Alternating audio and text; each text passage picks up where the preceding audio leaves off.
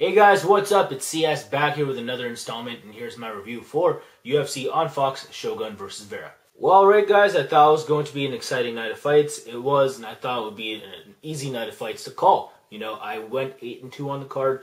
Not horrible, but I thought I was going to go 9-1.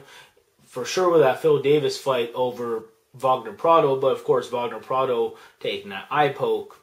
Apparently he was seeing double, so the ref had to stop the fight. That sucked. I'll get to that later, of course, but let's start things off exciting, in a good way. Maurício Shogun versus Brandon Vera in the main event. And when I mean in a good way, maybe for some of y'all, I have a hard time liking fights like these. I really don't like it when guys gas. You know, I expect perfection out of main events. Like, I'm sorry, this is year 2012. This is UFC. This is top mixed martial arts organization in the world. We really shouldn't see both competitors gas in the fourth round, the first of the championship rounds. You know, it's bullshit in my opinion.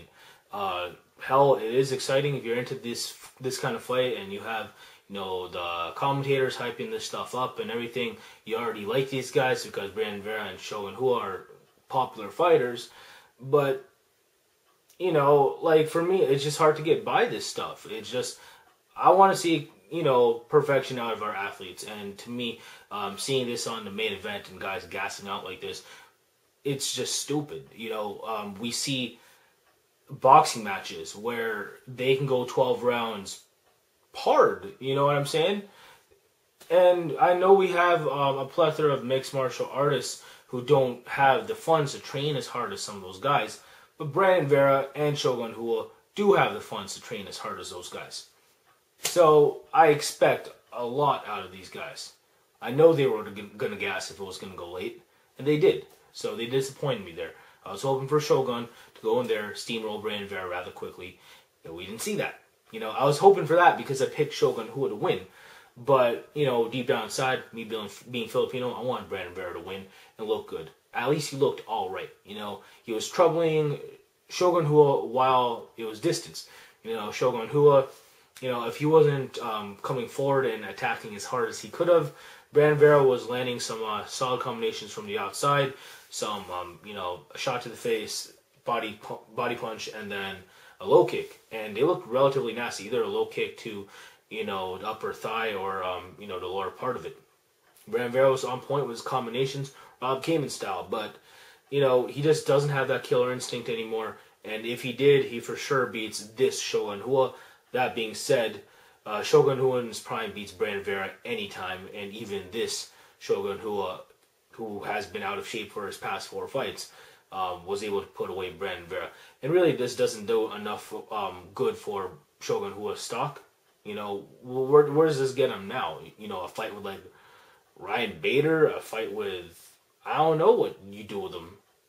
Maybe you make Rashad Evans and him happen. You know, there's an idea. However, I don't want to see Lyoto Machida versus John Jones in their possible second fight after John Jones is done wiping the floor with Dan Henderson. I want to see Shogun Lyoto Machida 3. Let's do it. Why not? You know, if Shogun wins that fight, maybe he retires, you know, because he really doesn't have anything else to offer the sport. He seems like the type of guy to just keep fighting because it looks like that's all he has in terms of revenue. He's a pretty guy. Maybe he can just do modeling again. I don't know. But yeah, I think he's done for sure. You know, it's still a sick win for him because people like this kind of stuff. So they're going to put this win on a pedestal like they did for the Dan Henderson fight. But again, for me, I don't like seeing this stuff. I don't think you're top 10 by gassing in the 4th round against Brandon Vera. It's bullshit in my opinion. So yeah, that's just my thoughts on that fight. It was still exciting. It's just unacceptable to me in terms of you're actually a top 10 guy, because I still think that Shogun probably loses to, you know, the majority of the top 10 after watching that for sure. That's definitely reassurance. You know, Shogun versus Dan Henderson, him getting wrecked for 3 rounds. Yeah, looked like he was a zombie. I'm like, why? What is he doing? Waiting for Dan Henderson to gas, and of course he opened up when Dan Henderson did gas, so good for him there. Couldn't get it done there, but he was facing Brandon Vera in this fight, and it's not like we expected a lot out of Brandon Vera. Just saying. So again, nice win for Shogun Rua, and I want to see him face that next guy we're going to talk about in Lyoto Machida. Of course, he, knocked out Ryan Bader the way he did, kind of like, what's his face? Thiago Silva. What did you expect was going to happen? Ryan Bader, realized that he was probably going to have to face Lyoto Machida in where Lyoto Machida wants to face him, and that's standing up. Ryan Bader really can't set up a takedown against some of these top 10 guys, and Lyoto Machida is just going to knock him out. It's a matter of time. Ryan Bader got impatient, tried to come in and ate a straight. Yeah, and Machida knocked him down, kind of pushed him, while Ryan Bader was doing that stanky leg, and then finished him off with more punches like he did to Thiago Silva. So easy win for Lyoto Machida. I think nowadays Lyoto Machida beats Shogun Rua for sure. But, that's just my opinion on that. Maybe Shogun shows up more motivated for that fight. This is just Brandon Vera. Again, maybe we see Shogun Rua in a better form if he cares more. I'm just saying. But, you know what? Like, all we know for sure is that John Jones just wipes the floor out of any of those guys. That is certain. So I really don't want to see Jones Machida 2 after Jones wipes the floor with Henderson. I am pretty sure of that. So yes, you can hold me to that, guys. But enough of that light heavyweight shit. Let's move on to what I think should get fight of the night.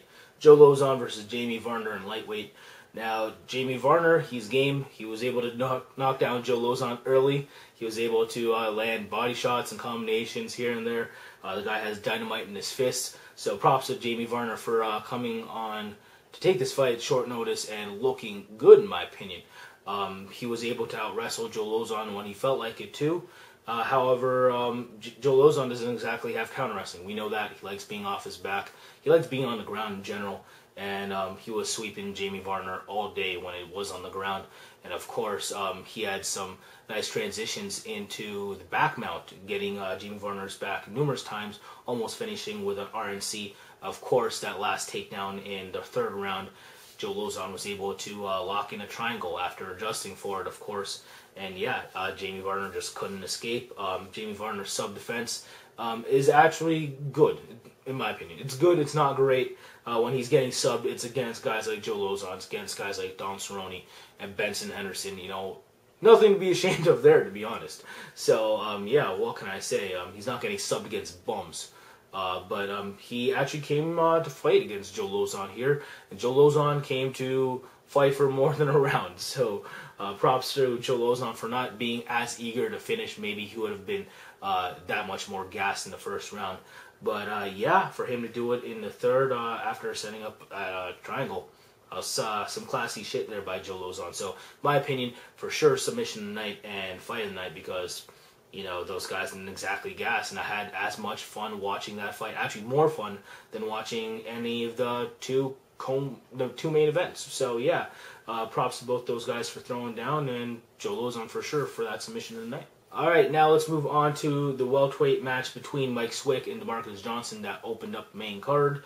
Now I was initially pissed off at this being the fight that kicked us off of the main card, because I thought, damn, Phan Cole Miller would have been great. It was a fun fight, that one for sure. And I thought maybe, yeah, Phil Davis coming off in a #1 contenders match could have been there as well. Although that would have been bad, because that ended up in no contest, of course. But yeah, I guess the UFC made the right decision in this opening up the main card, because Mike Swick coming back. Some casual fans know who this guy is from The Ultimate Fighter. And of course, he pretty much had one of the most exciting knockouts I've seen this year. Catches a leg kick, slam, then 3 punches for the knockout. That was some dirty shit from Mike Swick. In my opinion, for sure, a knockout of the night. Yeah, that was very abrupt, very exciting. Fuck, man, Mike Swick right there in that round 2. That was some nasty shit. Marcus Johnson, I thought, was getting the better of him for sure on the ground and shit. But Mike Swick on the feet for sure. I didn't see him getting outstruck by DeMarcus Johnson, although DeMarcus Johnson had some success here and there. Just Mike Swick, he just has to time a little something. And yeah, shit like that happened. So yeah, nice win for Mike Swick. Welcome back. But now let's move on to the preliminary card and run through it really fast, starting with the featherweight battle between Phan and Cole Miller. Sick fight, guys. Phan, you know, he did his thing against Cole Miller. Real talk, how could you pick Cole Miller in this one? Although it was his first time in featherweight against Steven Siler, although Steven Siler's improving shit, it's still Steven Siler, you know what I'm saying? And if you can look that whack against him, how much better can you look against Phan? He did look better, did Cole Miller, but still, Phan I just thought was better in all facets of MMA compared to Steven Siler. So I'm like, you know, if Phan just comes in and does Phan, he should win this fight. He did a nice job of cutting off the cage against Cole Miller, landing a left hook to Cole Miller's face, you know, all day, and of course, some body shots here and there, a lot of combinations from Phan when he got within the reach of Cole Miller, and you know, just put him up against the cage with some of those punches. Yeah, Phan looked good doing that. When Cole Miller was fighting like the taller fighter, like I thought he should have against Steven Siler, you know, he had some success against Phan for sure, and it was a close fight. You know, Cole Miller made it close, but Phan a little bit too much with his combinations today. So nice split decision victory for my Asian friend. Now let's move on to that light heavyweight match between Phil Davis and Wagner Prado. Accidental eye poke, plus Phil Davis wasn't wrestling. You know, for me, Phil Davis has to come in there like Chael Sonnen. He's not as explosive. He might not be as athletic, although he is pretty strong. But I just want to see Phil Davis wrestle. I don't want to see him do other shit. You know, really, it is mixed martial arts. I understand that. But Phil Davis seems to be the guy who won't improve in other facets besides anything related to grappling. So, yeah, Phil Davis, stick to that, please. That's unfortunate that Wagner Prado's night ended with this shit not being able to see straight and shit. So, whatever. Let's move on. Featherweight battle between Yahya and Josh Grisby. Josh Grisby's a jiu-jitsu guys, and you put him up against Yahya.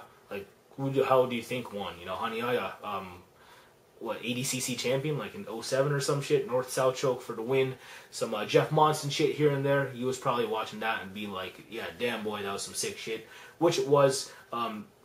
That might be submission of the night too. Fucking North-South choke, guys. You don't see that every day. That's some sick shit.